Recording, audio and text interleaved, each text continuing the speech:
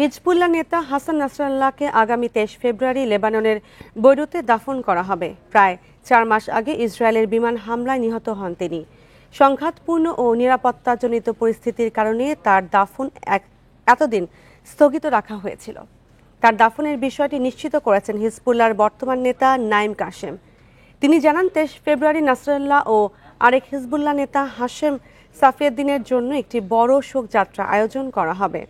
নাসরাল্লাহকে বৈরুতের একটি নির্দিষ্ট স্থানে দাফন করা হবে আর সাফিউদ্দিনকে দক্ষিণ লেবাননের দের কানুন গ্রামে সমাহিত করা হবে।